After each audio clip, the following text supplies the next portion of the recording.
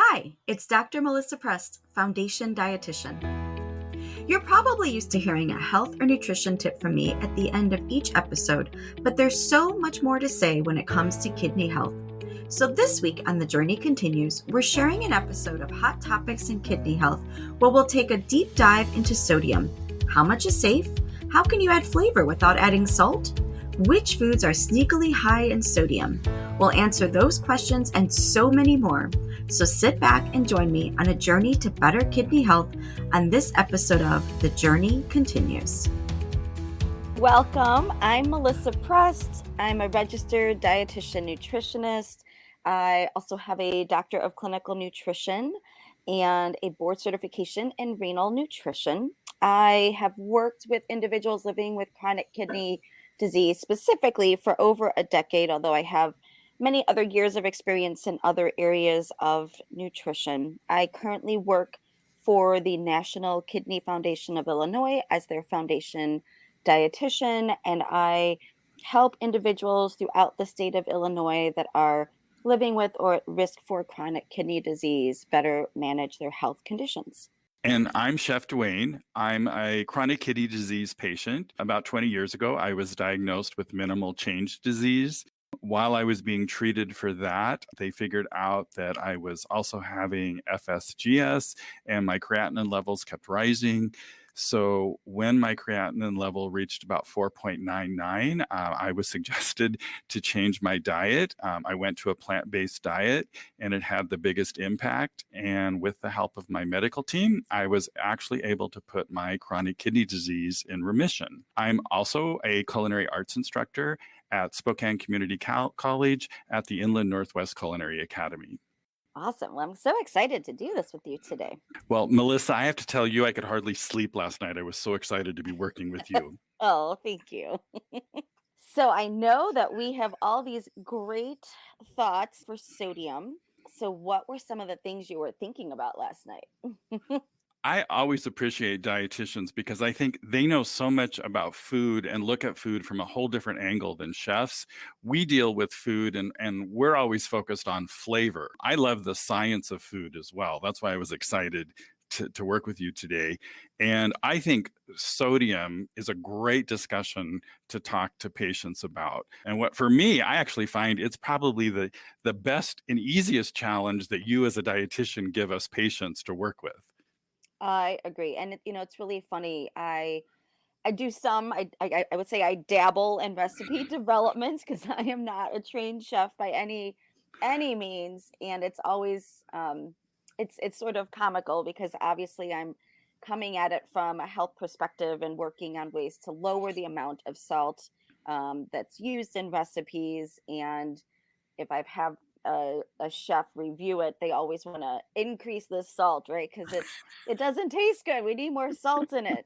So I think it's definitely a challenge for our patients for sure, and figuring out how to flavor their foods without a lot of salt in it. But it always just makes me laugh when talking with the chef because I know salt is such a common ingredient used to flavor our food. I know. And I don't know why I mean, I can remember my grandmother teaching me as a child. That was the first thing I felt like I was a cook when I could add salt and pepper.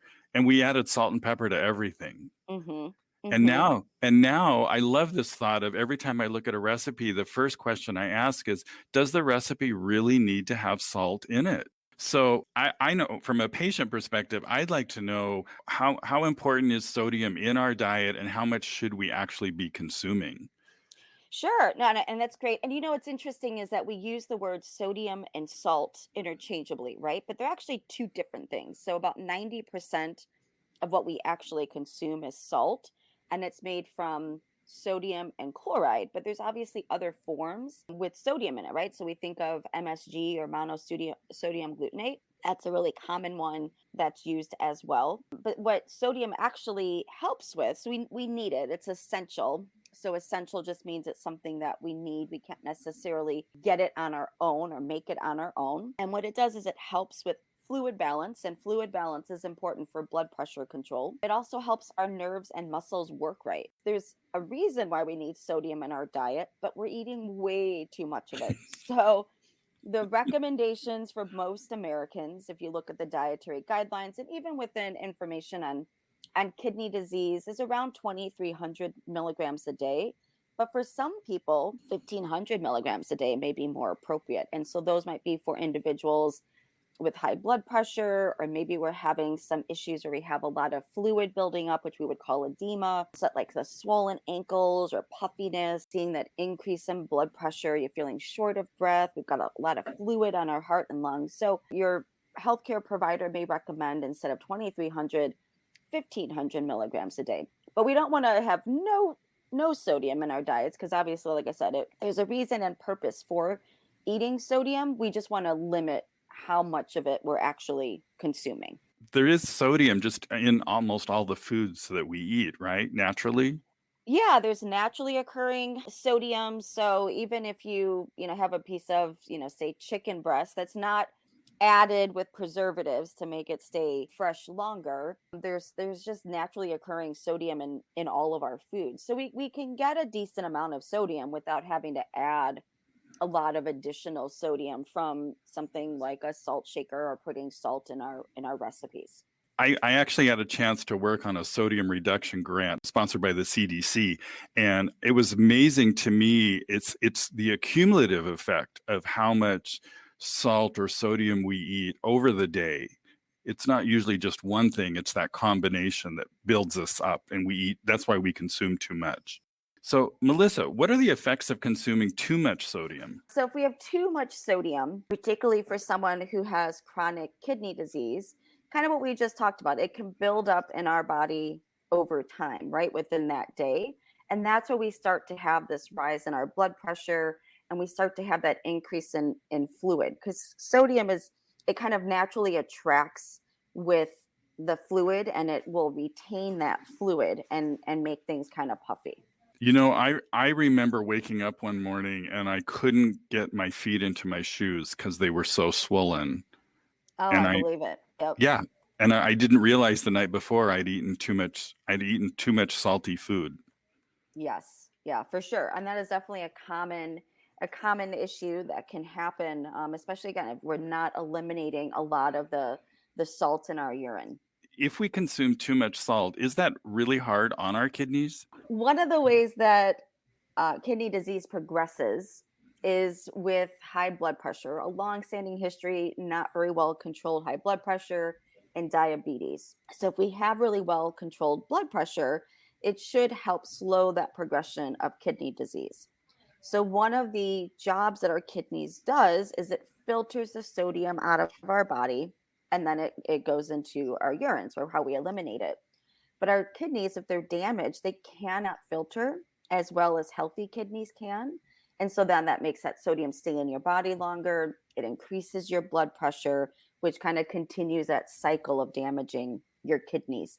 So consuming a low sodium diet, even if you're not having issues with swelling, for someone with kidney disease, is really important in slowing that progression and helping your kidneys basically do the work that they need to do, but at a reduced capacity. I know for me, it was a trial and error period of how do I decrease the amount of sodium in my cooking. One of the things I started with was I literally took the salt container and moved it to the very back of my pantry. So it was a challenge to get to. And that was an easy step for me. The hard step was I didn't realize how much salty foods I cooked with to add flavor.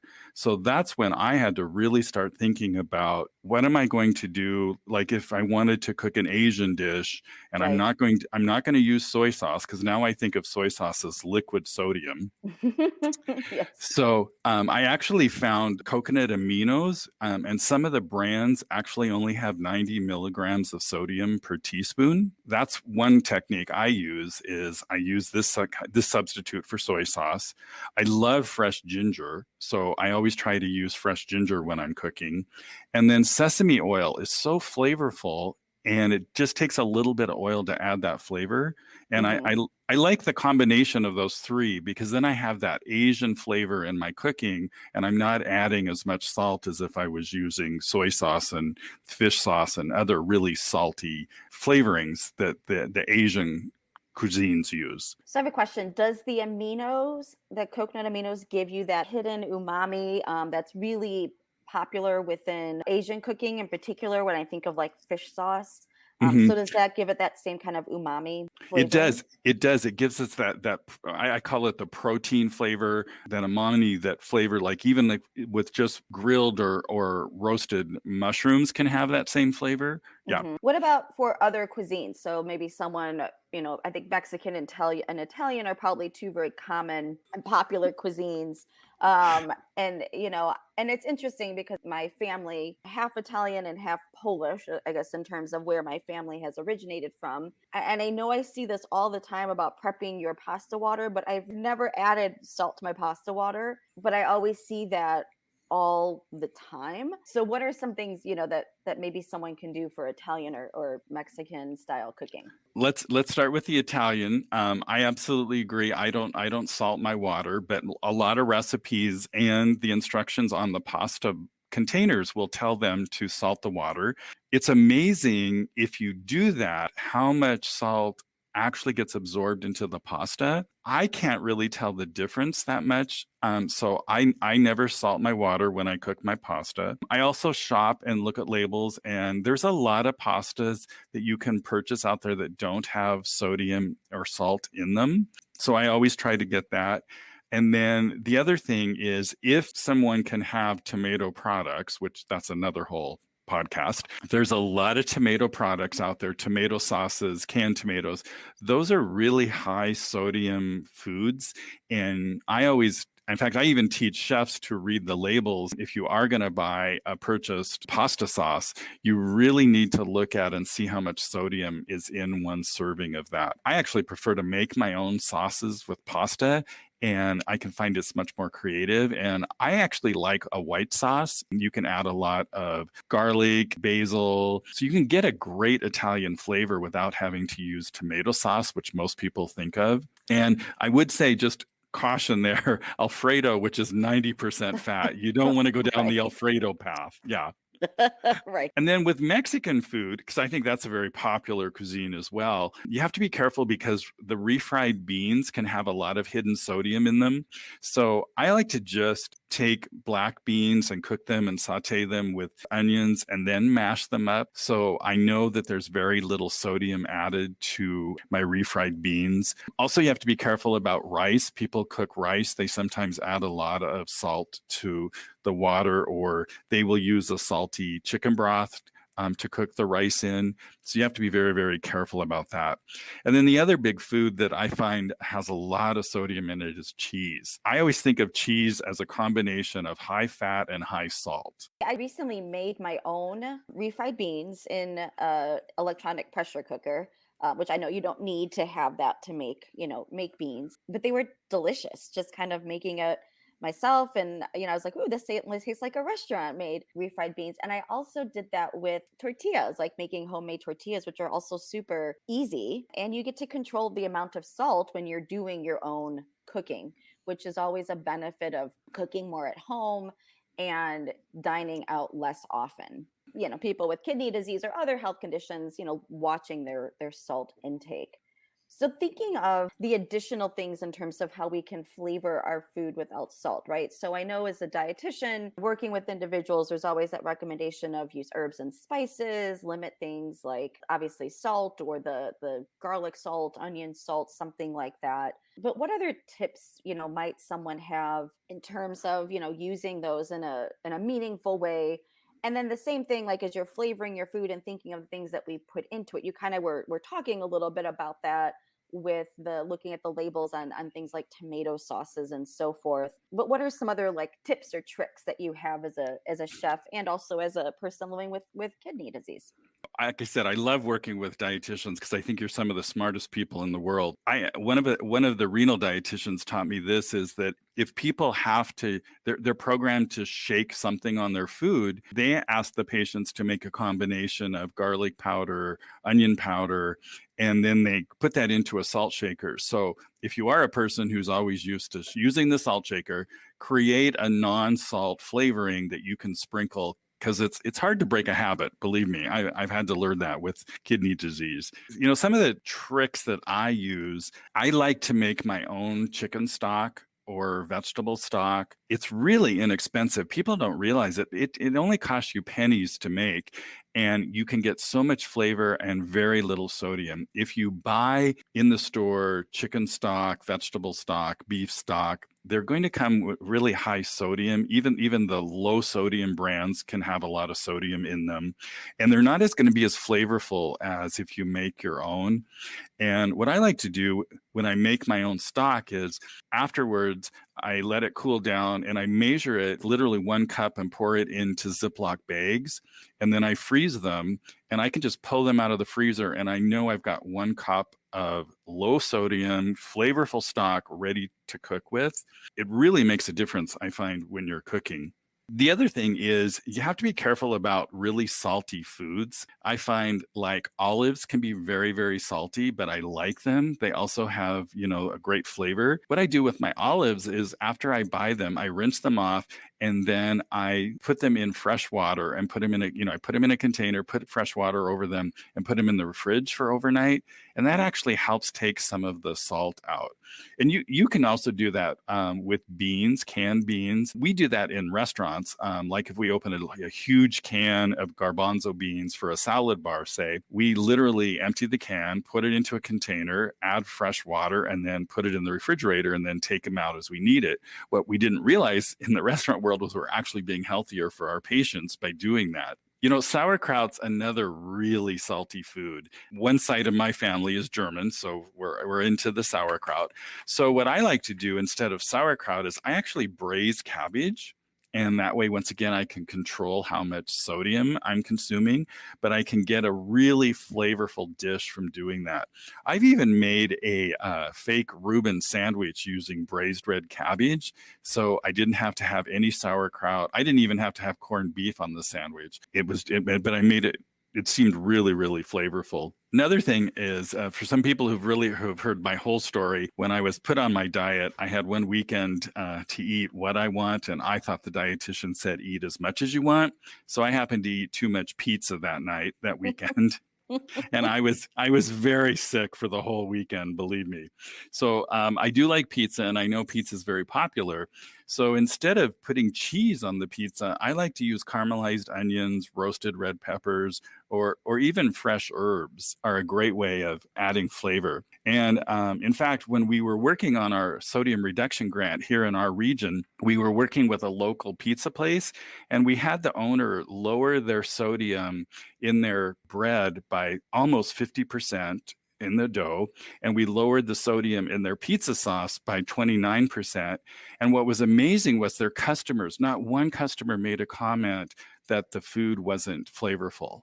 So That's great. isn't that great? I mean, I think Yeah. people just don't realize how much sodium we eat, and we could easily cut back and people won't miss it. Yeah, I made my own hot sauce with just vinegar, and I put in just jalapeno and other peppers and let it kind of marinate overnight. And it was quite delicious. And I didn't miss all of the salt that's typically in, a hot sauce that you would use to add to your food. Right. Yeah. And condiments are another hidden source of sodium. You have to be very careful about that. I like your technique. I like adding a little bit of spicy heat when you lower the sodium. And most people don't notice that the sodium level has gone down when you add that little hit of spiciness to it. Gives it more of that flavor. Melissa, how can someone find out how much sodium is in the food they're eating or what they're shopping for? The biggest things is looking at our food labels, right? Because that's where we're going to really find the information, either in the nutrition facts or information written on the label or in the ingredient list. And I think a lot of people with kidney disease, at least if they've worked with the dietitian and talked with the dietitian, they probably talk about ingredient lists more than with any other dietitian or healthcare professional, because a lot of the things that are important to our patients may not necessarily be on that label. And we are kind of these detectives looking through the food label and the ingredient list to look and see, what is in this food product, as opposed to just what we're reading. But You might see things on the food label that says something like sodium free, which really means there's just a little bit of sodium per serving. Very low sodium, so 35 milligrams or less. Low sodium is 140 milligrams or less. Reduced sodium or lightened sodium. So reduced just means that the amount of sodium in that product has been reduced by 25%. And then for lightened sodium, it's reduced by at least 50%. But the one thing I always caution people is that if you do find a product and it says it's, low sodium or reduced, and you're looking at it, make sure you look at that ingredient list or the food label to see if there's potassium in it, because often what's used to replace the salt is potassium chloride or, salt substitute, which we know then can increase the amount of potassium in that food product. And like anything, I always caution my patients with the additives in our food supply because they're a little bit better absorbed than if it was naturally occurring potassium from the foods that we choose. Well, we're not talking about potassium today, but these additives are another sneaky way where potassium increases in our foods, and that may have a issue with potassium levels and blood work. But generally, want to kind of look at that food label and look at the products that are in there. The other thing to look at, now usually sodium is listed on the food label, on the nutrition facts, so you can see how much sodium is in each serving. And then depending on the food label, it might tell you the entire container. So it's really important to read the label very well and see what are these values telling me. Is it amount per serving? Is it per container? So just so you know what that is actually telling you. But the other thing is looking at the percent daily value column. So that's that farthest column over on the right-hand side if you're looking at the label. So anything that's 5% or less is a low source of that nutrient in the food, or if it's 20% or higher, it's a higher source. So, if you see something that's maybe 25% sodium per serving, just know that that's a very high amount of sodium in that food serving. So it's a really quick and easy way as you're going through the grocery store and looking at things to check out that percent daily value column. And you can kind of say, okay, this is a low source, or this is a high source. And we're really lucky because it says sodium right on the label. It's not like sugar having all those different words for sugar. Correct. Yeah. Yes. So it's been on the labels for a while. And I think, again, because of, knowing that there are effects of too much sodium on health conditions beyond just chronic kidney disease. So a lot of the things that are on the food label are really related to what is either important to consumers and or public health concerns. So, we know that potassium is good for blood pressure management. And obviously for some individuals, too much potassium could be an issue, but it is really good for blood pressure management. So that has been added on to food labels. Maybe some of the older products will not have that on there, but you should start seeing potassium on most of the food labels now. But same thing with sodium. So those should be on the food labels so you can easily find it. Which is great for kidney patients. Yeah. Absolutely. So I know we had talked a little bit about, how can we make food a little bit more tasty without adding salt or sodium. So we talked a lot about that. But what about if they're eating out at a restaurant? What are some things? Because as a dietitian, we kind of go through and and say, okay, these would be things that are a little less in salt, but obviously we're not with the patients at the restaurant trying to help them navigate that menu, right? We're not sitting next to them. Although I have had patients come back and tell me, they're like, I heard your voice in my head as I was choosing foods on the menu. But what types of things do you look for, at least ask for, when you are dining out at a restaurant? Well, I'm really lucky because I know how restaurants work, and I try to use that to my advantage. And I think this is a great question for patients. So if I'm going to go to a restaurant, one thing I always carry with me is a laminated card that has my dietary restrictions on it. And the reason it's like, driver's license size, so I can keep it in my wallet. It's laminated so I can reuse it. And I always have the server take that back to the kitchen. Because even if I talk to the server, I'm not sure the actual cook understands what I'm asking for. So And I sometimes forget, like I'm on a plant-based diet and I'm very good at telling people that, but then I sometimes forget, oh, that's a low sodium plant-based diet. So if it's laminated on the card, that helps the kitchen understand what the patient needs. And then the other thing that I do is I read the whole menu and then I look at things that I like or I want to eat that might be side dishes. And I ask my server, is it possible to get this side dish from one entree and this side dish from another, and put these two together. When I'm working on a plant-based diet, it's very easy by the menu descriptions to tell what I'm going to pick. The hard problem is we never know how much sodium that cook is putting into our food. So that's why it's really important to ask, can they make a low sodium item? Can they cook it maybe a different way? Instead of having salmon with the sauce on it, can I have salmon that's just grilled? Most restaurants will have salted butter. That's what they use in their kitchen. So you also have to be careful about that. So I'm always about, can I have my entree with the butter on the side or the sauce on the side? Because then I can control how much sodium actually gets into that. Same thing with salad dressings. I always ask for my salad dressing on the side if I'm going to have a salad. And then one of my favorites, I had an aunt who was actually trying to cut back on calories, and she just used this method of, she goes, I always just share a meal. It cuts my calories in half. So if you think about it, if there's, you're having dinner with someone at the restaurant and you can share, all you have to do is ask the restaurant for an extra plate. That cuts your sodium in half. But please, I always say too, if you're going to make a reservation for a restaurant, make the reservation early and let them know you're on a sodium restriction, because the more time the kitchen has to think about what can they make you that's going to be flavorful, the better experience you're going to have. And believe me, restaurants want repeat customers. So if you find a restaurant that's really good at preparing low sodium foods, I know I'm going to go back to them and we're going to have a great relationship. The restaurant wants to take care of you. They really do. They just might need a little help and guidance from the patient. Yeah, I think I really, it's funny because there's always like things that you learn when you talk to other people, but I never really thought of the butter on the side, right? We always talk about dressing, sauces on the side, but never thought about butter on the side. So I think that's a really great tip along with that laminated card. I think those are great tips for our kidney patients and the audience. You understand that, our taste buds, we actually acquire a taste for salt. We can decrease that taste over time.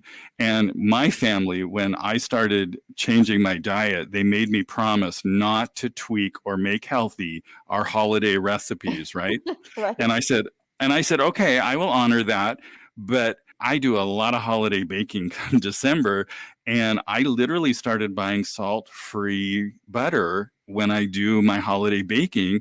And my family said the other day, they said, yeah, someone brought us some cookies and they tasted salty. And I went, yes, I'm being successful. Yes.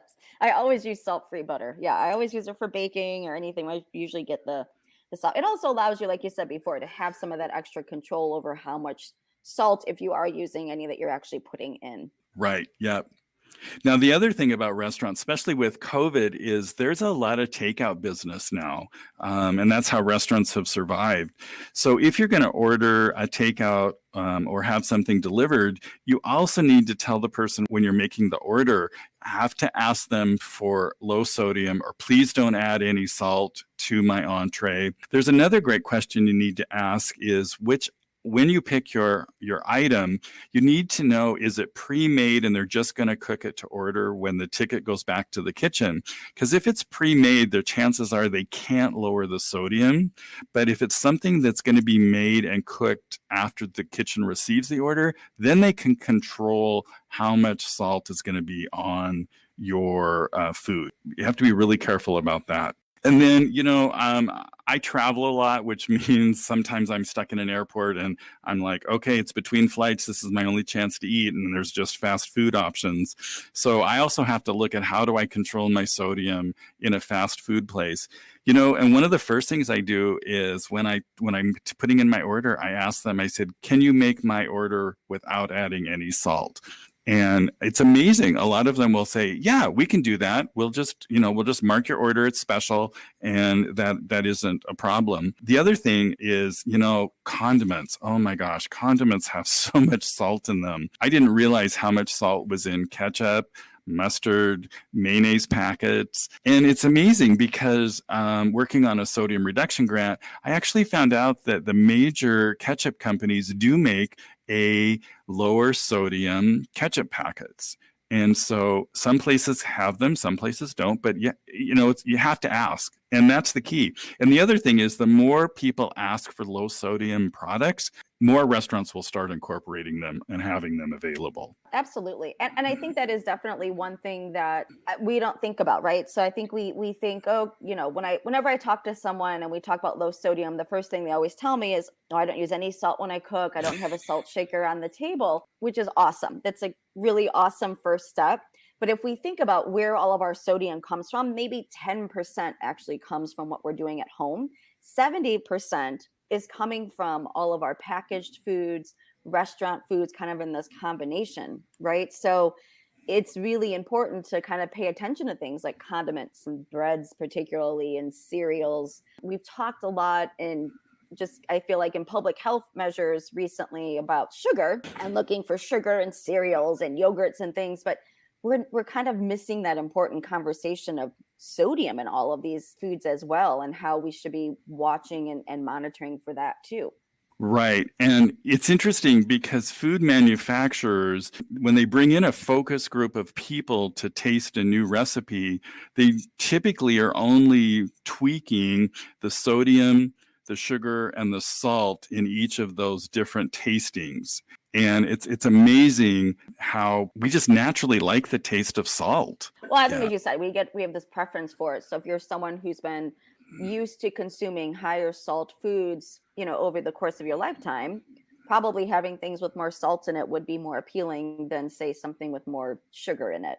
But yeah, you definitely can. It takes a few weeks for your taste buds to adapt and adjust, but once it does, you definitely can tell. I was out at a work event last night and we had steamed broccoli, but you take a bite of it and I was like, whoa, they dumped like the salt shaker all over the steamed vegetable, and I couldn't eat it. It was just way too salty. Yeah. And which is really sad because they don't need to do that.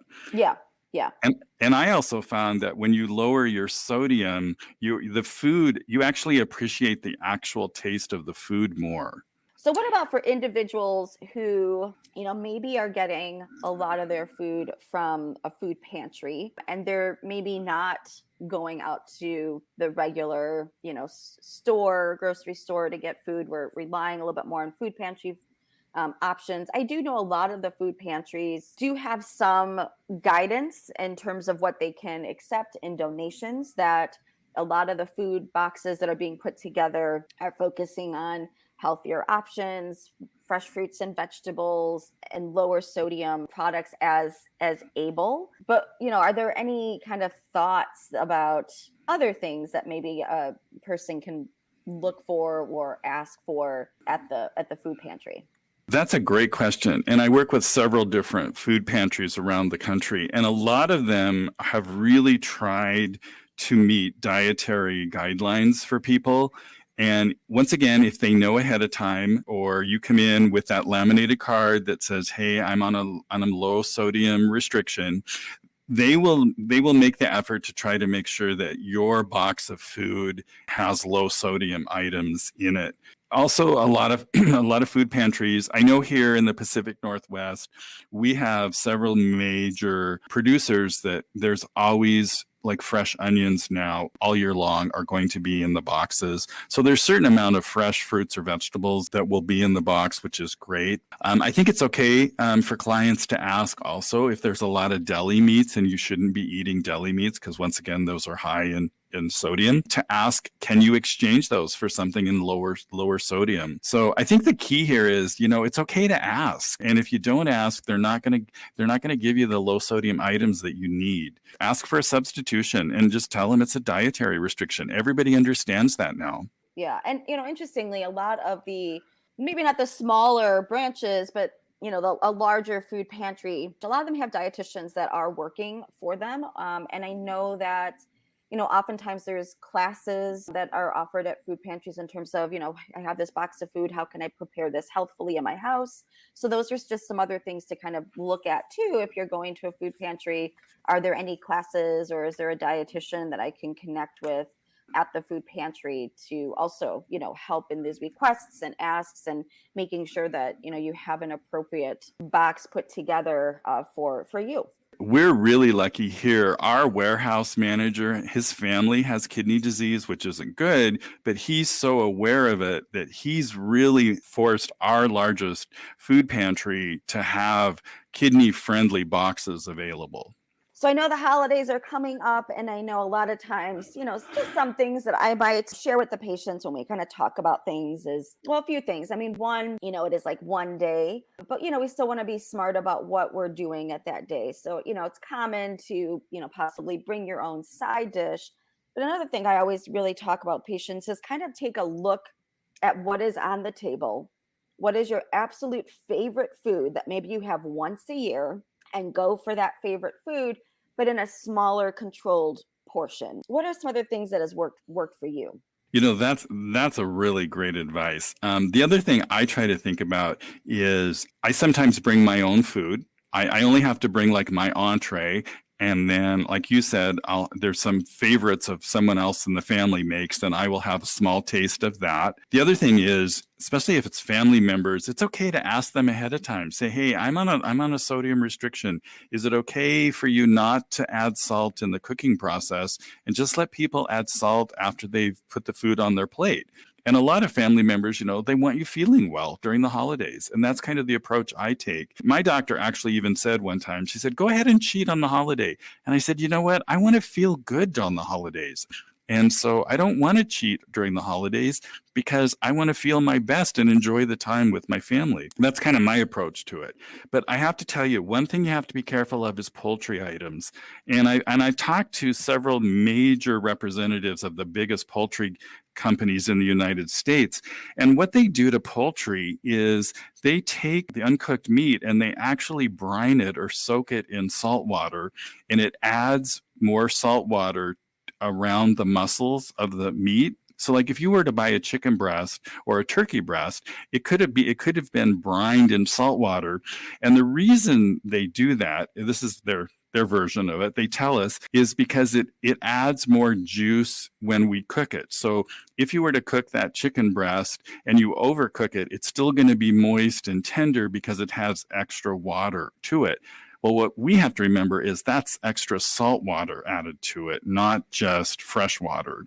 You have to be very careful about poultry now because a lot of poultry is being marinated in salt water. Yeah, it's really true. It's also sometimes some of the packaging or things that is used with it as well might have phosphorus additives. So that's like an additional thing for kidney patients to look at as well. So it always is just so difficult. I feel like the things we add to our food supply makes it difficult for staying on track, because someone could think, I'm doing great. I got this chicken breast or I had this turkey breast and, I'm doing great on it. And then it's like, well, you are, but also kind of look and see, what are some other additives that were added into that chicken or turkey breast. And so it's just this added layer of complexity for a lot of people living with kidney disease and navigating a diet that's already fairly complicated. For me, I literally, when I pull into the grocery store parking lot, I mentally tell myself, this is like a video game. It's me against the marketers. And how can I come out with the healthiest choices when I walk out of this store? I love this imagery I have in my head right now. The other thing about holidays are potlucks. And I think potlucks are really dangerous when you're on a sodium restriction diet because you have no way of knowing how much salt someone has put into those dishes. What I've had to do is I literally eat before I go to a party or a potluck. And that way I'm not hungry or starving while I'm there. And I can go through and pick, like what you just said, pick a couple things that look really good and just make a small tasting of those. I get to appreciate them. I can tell whoever made them, give them compliments. And I feel like I'm being a part of the social event, but I'm not overdoing it on the sodium. So for me, believe it or not, I actually eat before I go to parties now. Which isn't a bad tip in general. I think sometimes we go to parties and we're like, oh, we're going to a party, so we don't eat all day. And then we get to the party and we eat so much that we feel sick. So I think it's good, even, you're going to a party, eat normally, throughout the day as you normally would. And then you can be able to make a reasonable plate at a party and not overdo it per se. And I agree with you.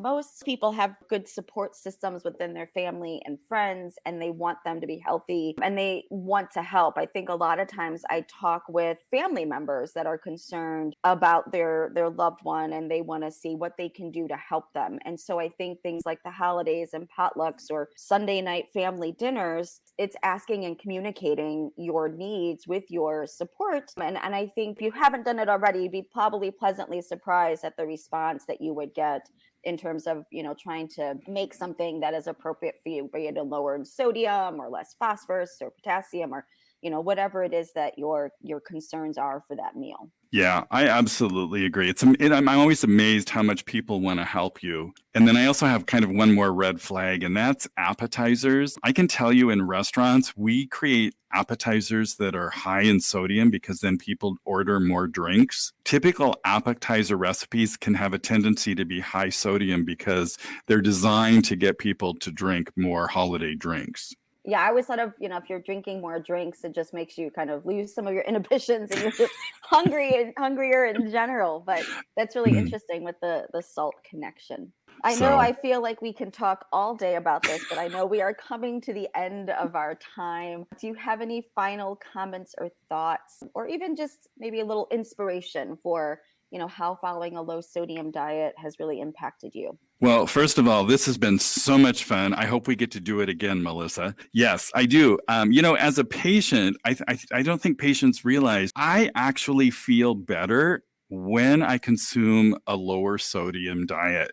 I actually sleep better. I have more energy. And for me, it is so worth it to monitor my sodium intake because my whole quality of life improves. I think that's the same effect for a lot of patients. They just don't realize these guidelines that you, the experts, are giving us are actually designed to help us. Even though that 5-year-old inside of us doesn't want to hear it, it's always better to listen to you wise ones. Yeah, and obviously I get a lot of requests myself, but if there's someone, dietitians can be licensed in different states. Each state has their own either licensed or not licensed to practice in that state. And so sometimes I'll have requests come in from individuals to work with them, but I'm just not able to because of state laws and licensure. So a lot of times I just direct people, if you're looking for a dietitian on the kidney.org website, you have the ability to find a dietitian in your area that's listed. So that's a really great resource. Ask your nephrologist or even your primary care doctor if they have a dietitian that you can work with, but be specific and make sure when you talk to the dietitian that they have a background in chronic kidney disease and they know about that disease condition because,